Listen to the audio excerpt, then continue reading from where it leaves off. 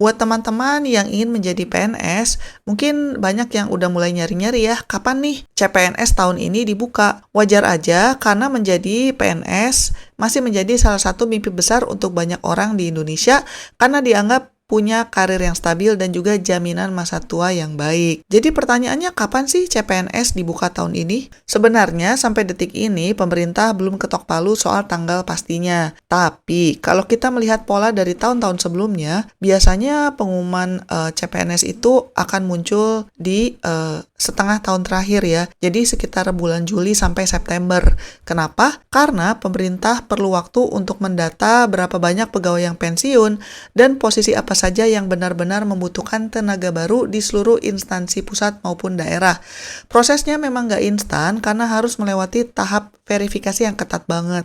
Jadi buat teman-teman yang penasaran, saran Mimin sih, sembari kita menunggu pengumuman waktu CPNS-nya, mari kita juga mempersiapkan diri. Karena biasanya setelah pengumuman formasi keluar, pendaftaran baru akan dibuka sebulan kemudian di portal SSCASN. Jadi ada baiknya kita mulai pantau website resminya BKN secara berkala supaya tidak ketinggalan informasi yang paling update. Sebagai catatan, jangan kaget kalau jadwalnya bergeser, karena kadang memang ada kendala teknis atau penyesuaian anggaran yang membuat pembukaan pendaftaran agak mundur. Tapi tenang aja, selama belum ada pernyataan pembatalan, peluang CPNS dibuka tahun ini tetap terbuka lebar. Nah sekarang mari kita bahas persyaratan yang dibutuhkan kalau kalian mau menjadi PNS. Sebelum kita masuk ke teknis dokumen, ada beberapa syarat umum yang tidak bisa ditawar. Pertama, tentunya kalian harus berstatus warga negara Indonesia dan minimal usianya adalah 18 tahun atau maksimal 35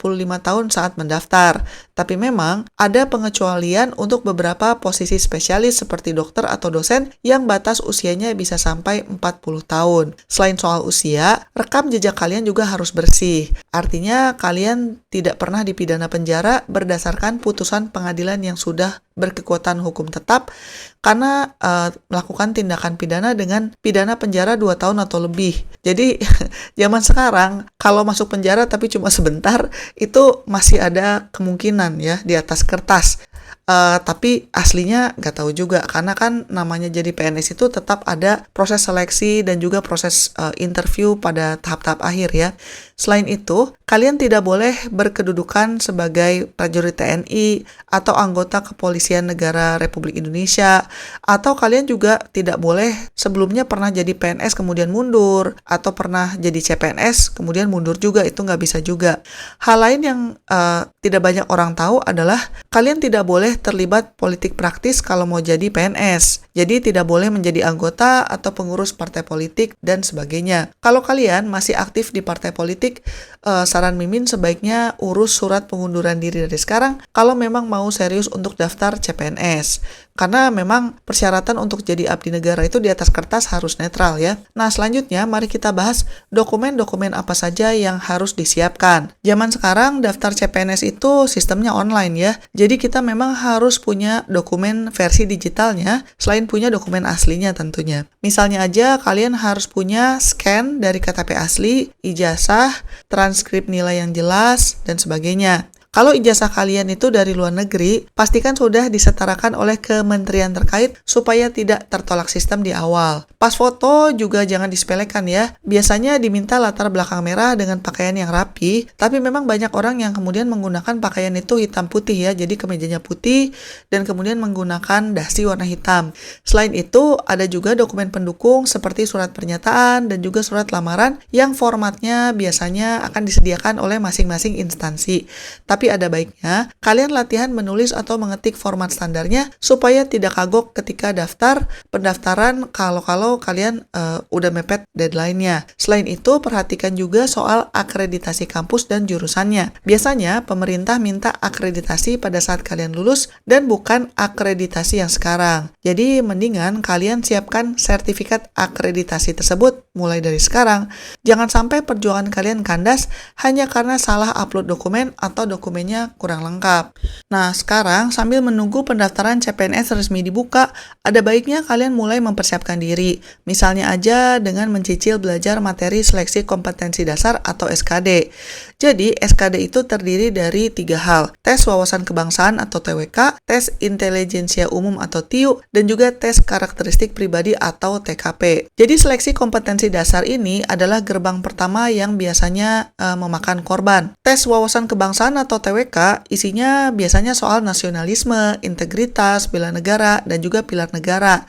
Kalian jangan hanya hafal pasal UUD, tapi pahami juga implementasinya dalam kehidupan sehari-hari. Kemudian yang kedua, ada yang namanya tes intelijensia umum atau TIU. Di sini, kemampuan logika, numerik atau berhitung cepat, dan juga kemampuan verbal akan diuji. Banyak teman-teman yang terjebak di sini karena terlalu lama menghitung satu soal matematika. Padahal, kuncinya adalah mencari pola dan juga trik cepat dan bukan menghitung secara manual seperti anak SD. Latihan soal secara rutin adalah sangat penting untuk bisa menaklukkan TIU ini. Dan kemudian yang ketiga, tes karakteristik pribadi atau TKP. Ini adalah tes yang agak menarik ya, karena sebetulnya tidak ada jawaban benar atau salah secara mutlak, tapi ada skala poin 1-5. Jadi, TKP akan menguji bagaimana sikap kalian dalam pelayanan publik, bekerja sama dalam tim, dan juga teknologi informasi. Tipsnya adalah posisikan diri kalian sebagai seorang ASN yang sangat profesional, sabar, dan juga solutif saat menjawab soal-soal ini. Selain belajar soal teori, latihan waktu dengan menggunakan timer itu penting banget, karena banyak peserta yang pintar tapi gagal karena kehabisan waktu atau karena tegang. Dengan sering latihan ini, mental kalian bisa lebih teruji karena akan terbiasa menghadapi tekanan saat hari H nanti. Untuk berlatih, kalian bisa mencari simulasi yang menggunakan komputer ya, atau Computer Assisted Test atau CAT yang banyak tersedia secara gratis, atau sebagian yang bagus itu juga berbayar lewat internet. Dan selain itu, jaga juga kesehatan fisik dan mental kalian. Karena memang proses CPNS ini panjang banget, mulai dari seleksi administrasi sampai nanti pengumuman akhir itu bisa berbulan-bulan. Jangan sampai kalian tumbang di tengah jalan karena stres yang berlebihan. Selanjutnya, mari kita bahas soal memahami formasi antara pusat dan daerah.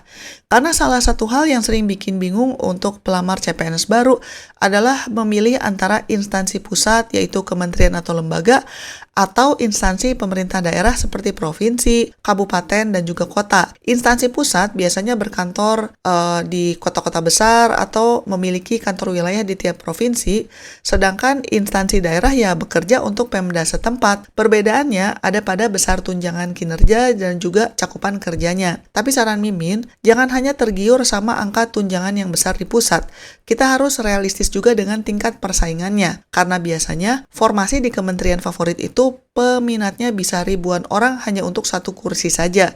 Sementara di pemerintah daerah, persaingannya mungkin sedikit lebih longgar, meskipun tetap saja tidak bisa disepelekan. Pilihan ini penting karena biasanya dalam satu periode seleksi, kalian hanya boleh memilih satu instansi dan satu formasi. Jadi, sebelum klik tombol daftar, pastikan kalian sudah melakukan riset kecil-kecilan soal lokasi penempatan. Jangan sampai udah lulus, tapi malah mengundurkan diri karena tidak mau pindah ke pulau lain. Jadi ingat juga, ada sanksi denda dan juga blokir NIK kalau kalian mundur setelah dinyatakan lulus. Sekarang mari kita bahas mengenai pentingnya akreditasi dan kesesuaian jurusan. Jadi, salah satu hal yang sering menjadi batu sandungan di tahap administrasi adalah soal akreditasi. Banyak instansi yang mensyaratkan akreditasi program studi minimal B bahkan A. Yang perlu kalian perhatikan adalah tanggal kelulusan di ijazah kalian. Akreditasi yang dipakai adalah akreditasi yang berlaku saat kalian lulus dan bukan akreditasi kampus saat ini. Selain itu, kalau bisa, daftar di formasi yang memiliki kemiripan nama jurusan di ijazah kalian. Ini penting karena kadang-kadang sistem atau verifikator itu lumayan kaku. Kalau sampai ada perbedaan nama jurusan, segera urus surat keterangan dari kampus yang menyatakan bahwa jurusannya itu dianggap sama. Misalnya aja kalau formasinya minta S1 akuntansi, tapi ijazah kalian tulisannya S1 ekonomi akuntansi. Nah, ini ada pendapat yang berbeda-beda ya. Ada yang bilang katanya nggak apa-apa, ada yang bilang katanya akan ditolak. Tapi kalau mau aman sih, urus aja surat keterangan dari kampus yang menyatakan bahwa perbedaan nama yang kecil ini itu tidak menjadi masalah. Jangan sampai kalian sudah capek-capek belajar SKD segala macam, tapi gagal di bagian awal hanya karena salah mengunggah sertifikat akreditasi atau nama jurusan yang tidak sinkron. Verifikator CPNS itu sangat teliti, jadi kalian juga harus lebih teliti dalam menyiapkan berkas-berkasnya. Buat teman-teman yang ada pertanyaan, silakan komentar di bawah. Sekian dulu episode kali ini dan selamat mencari uang tambahan. Bye-bye!